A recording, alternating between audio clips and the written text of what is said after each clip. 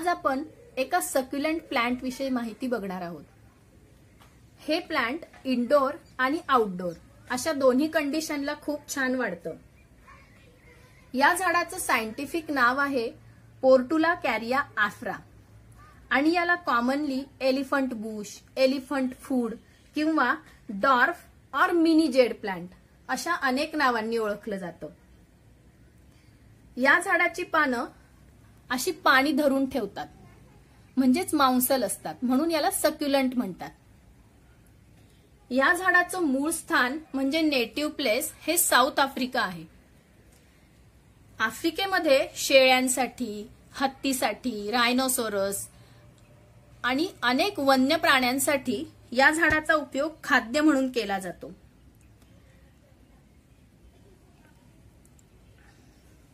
या झाडाला elephant Bush असं नाव का पडलं असावं? कारण एलिफंट्सचं हे आवडतं खाद्य आहे म्हणून।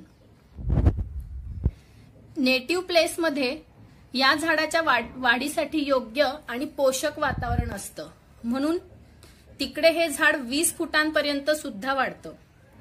आफ्रिकेच्या काही भागात तर या झाडाच्या पानांचा उपयोग सलाडमध्ये किंवा सूपमध्ये सुद्धा केला जातो। जेड ही एक सदाहरित वनस्पती आहे। याच्या पानांचा आकार लहान असतो आणि असा ओव्हल शेप असतो आणि स्टेम थोडं लालसर असतं। हँगिंग बास्केटमध्ये लावण्यासाठी सुद्धा हे झाड एक आयडियल प्लांट आहे। हे झाड बोन्साय करण्यासाठी खूप वापरलं जातं। आपण बऱ्याचदा बागांमध्ये सुद्धा झाडांना वेगवेगळ्या प्राणी पक्ष्यांचे आकार दिलेले बघतो, ज्या कलेला टोपियरी म्हणतात। त्या टोपियरी कलेमध्ये सुद्धा हे प्लांट वापरतात, कारण या झाडाच्या फांद्यांना आपण छाटणी करून किंवा वाकवून आपल्याला हवा तसा आकार देऊ शकतो। हे झाड सेमीसेड कंडिशन मध्ये छान वाढतं, म्हणजे खूप ऊन पण नाही आणि खूप सावली पण नाही। जर तुमच्याकडे ऊन येत असेल तर या झाडाला किमान सकाळचं ऊन किंवा 2-3 तास तरी सूर्यप्रकाश मिळेल अशा ठिकाणी ठेवा। आता माझ्याकडे ऊन येत नाही म्हणून मी हे झाड नेहमी खिडकीमध्ये ठेवते, म्हणजे निदान त्याला ब्राईट लाईट तरी मिळेल। ऊन मिळालं असतं तर याची पानं अजूनच सुरेख दिसली असती। हे झाड पूर्ण मातीमध्ये लावता येत नाही, कारण हे सक्युलंट आहे आणि माती पाणी धरून ठेवणारी असते। म्हणून या झाडासाठी कुंडी भरताना त्यात माती, थोडी वाळू किंवा विटांचा चुरा, थोडं कोकोपीट आणि थोडं कंपोस्ट किंवा व्हर्मी कंपोस्ट एकत्र करून कुंडी भरावी। आणि कुंडीला ड्रेनेज होल तर नक्कीच असलं पाहिजे, म्हणजे कुंडीत पाणी साचून राहणार नाही। आता या झाडाला पाणी कसं आणि किती द्यावं? मी या झाडाला उन्हाळ्यात 2 दिवसाआड पाणी देते आणि पावसाळ्यात किंवा हिवाळ्यात 4 ते 5 दिवसाआड पाणी घालते। सक्युलंट असल्यामुळे तसं याला पाण्याची आवश्यकता कमी असते। खतं कशी द्यावी? या झाडाला 1 ते 2 महिन्याआड थोडं खत घालावं, म्हणजे गांडूळ खत किंवा कंपोस्ट किंवा डाळ तांदूळ धुतलेलं पाणी असं अधूनमधून घातलं तरी चालेल। या झाडाचं कटिंग म्हणजे इथे वरून कट करत राहणं किंवा ट्रिमिंग करत राहणं खूप आवश्यक आहे। आपण ज्या ठिकाणी या झाडाचं कटिंग करतो तिकडे नवीन वाढ होतेच। उन्हाळा हा या झाडाचा ग्रोईंग पिरियड आहे, कारण या झाडाला उष्ण आणि कोरडं हवामान खूप आवडतं आणि थंडीत या झाडाची वाढ थांबते किंवा खूप हळूहळू होते। या झाडाची पानं खूप वेळा गळून पडतात किंवा पिवळी पडतात। अशा वेळी या झाडाला पाणी खूप जास्त झालेलं असतं किंवा खूप कमी मिळालेलं असतं। अशा वेळी झाड दुसरीकडे ठेवायचं, म्हणजे या झाडाची जागा बदलायची, थोडं खत घालायचं, त्याची नीट काळजी घ्यायची, त्याच्याशी थोड्या गप्पा मारायच्या, म्हणजे ते परत छान असं जोमाने वाढायला लागतं। आणि एवढं करून सुद्धा कीड लागलंच तर गोमूत्र किंवा नीम ऑइल डायल्यूट करून फवारायचं. म्हणजे काय, 1 लिटर पाण्यात साधारण 4 ते 5 ड्रॉप्स टाकायचे आणि ते डायल्यूट करून त्याची पानांवर आणि अशी सगळीकडे फवारणी करायची. मला तुम्हाला अजून एक महत्वाचा मुद्दा सांगायचा आहे.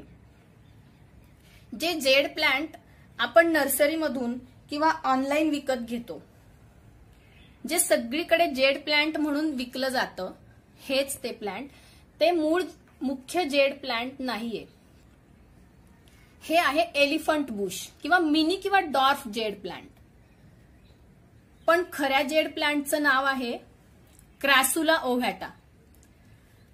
त्याच क्रॅसुला ओव्हॅटाला गुड लक ट्री किंवा फ्रेंडशिप ट्री किंवा मनी ट्री असं पण म्हणलं जातं. खऱ्या जेड प्लांटची पानं कशी ओळखायची? ह्या जेड प्लांटची पानं थोडी लहान असतात आकाराने अशी, आणि खऱ्या जेड प्लांटची पानं आकाराने खूप मोठी असतात. आणि खऱ्या जेड प्लांटचं स्टेम असतं ते हिरव्या असतं पूर्णपणे, आणि याचं स्टेम थोडंसं लालसर असतं. पण या दोन्ही जेडमध्ये खूप साम्य असल्यामुळे कोणतं डॉर्फ जेड प्लांट आणि कोणतं जेड प्लांट यामध्ये सगळ्या लोकांचं बऱ्यापैकी कन्फ्युजन होतं. फेंगशुई शास्त्रानुसार जेड प्लांट हे मनी अट्रॅक्टिंग प्लांट आहे. ज्याच्या घरी हे लावलं जातं तिकडे पैशांचा पाऊस पडतो असं म्हणलं जातं. घरामध्ये सुख, शांती, समाधान, समृद्धी मिळावी म्हणून सुद्धा हे रोप लावलं जातं. बऱ्याच ठिकाणी वास्तुशांतीला, हाऊस वॉर्मिंग किंवा ऑफिसच्या ठिकाणी उद्घाटनाच्या वेळी हेच जेड प्लांट भेट म्हणून दिलं जातं. आपल्याकडे भारतात सुद्धा बऱ्यापैकी जेड प्लांट भेट म्हणून दिलं जातं. आणि चीनमध्ये तर तुम्हाला हे प्रत्येक घरी बघायला मिळेल. तर मला जेव्हा खऱ्या जेड प्लांटची व्हरायटी मिळेल तेव्हा मी त्याचा व्हिडिओ नक्कीच पोस्ट करेल.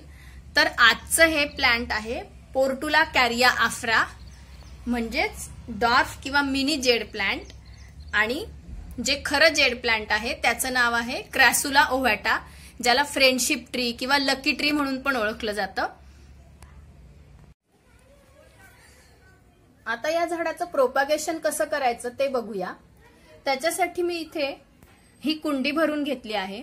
कुंडीमध्ये थोडीशी माती, थोडं कोकोपीट, थोडा विटांचा चुरा आणि थोडंसं कंपोस्ट खत असं सगळं मिक्स केलं आहे. आणि आता हा उन्हाळ्याचा सीझन असल्यामुळे कटिंग सहज लागतं, म्हणून अशी 2 ते 3 इंचाची किंवा छोटी कटिंग सुद्धा सहज लागतात. अशी कटिंग्स काढून घ्यायची, किंवा ही खालची जी पानं असतात कुंडीतली ती अशी ट्विस्ट करून काढून घ्यायची. अशा पद्धतीने सहज निघतात. आणि ही पानं अशी फक्त वरचेवर अशी ठेवायची, मातीत पुरायची नाही, फक्त वरचेवर जस्ट अशी ठेवायची.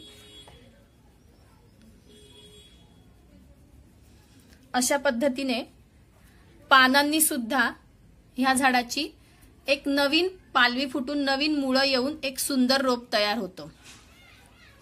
आणि हे जे आपण कटिंग घेतलं आहे याची सगळी खालची पानं काढून मग हे असं मातीमध्ये होल करून अशा पद्धतीने हे सुद्धा आपण लावू शकतो. खालची सगळी पानं आधी काढून टाकायची आणि मग हे लावायचं. या झाडाची ग्रोथ थोडी हळू होते, म्हणून साधारण 1 महिन्यानी याला मुळं फुटायला सुरुवात होते किंवा 2 ते 3 आठवड्यानंतर.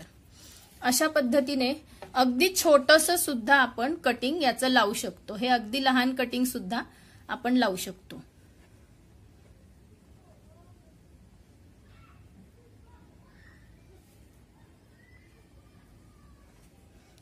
आणि कटिंग लावल्यानंतर याच्यावर फक्त पाण्याने स्प्रे करायचं. स्प्रे बॉटल घेऊन अशा पद्धतीने फक्त स्प्रे करायचं. याला भरपूर पाणी घालायचं नाही. आणि परत पाणी देताना 2 ते 3 दिवसाआड या कटिंग्सला पाणी देत राहायचं, म्हणजे हे छान वाढतं. आणि जास्त पाणी दिलं तर हे कुजून जातात कटिंग्स. तर स्प्रे बॉटलने असं वरचेवर पाणी घालायचं.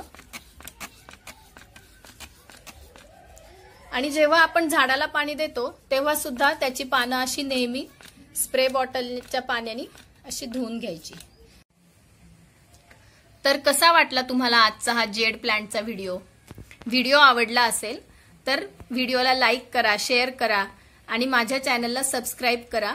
आणि सबस्क्राईब केल्यानंतर बेल आयकॉन दाबायला विसरू नका, म्हणजे तुम्हाला नोटिफिकेशन मिळेल की मी व्हिडिओ कधी अपलोड केलाय. तर पुन्हा भेटूया अशाच एका नवीन व्हिडिओमध्ये. धन्यवाद.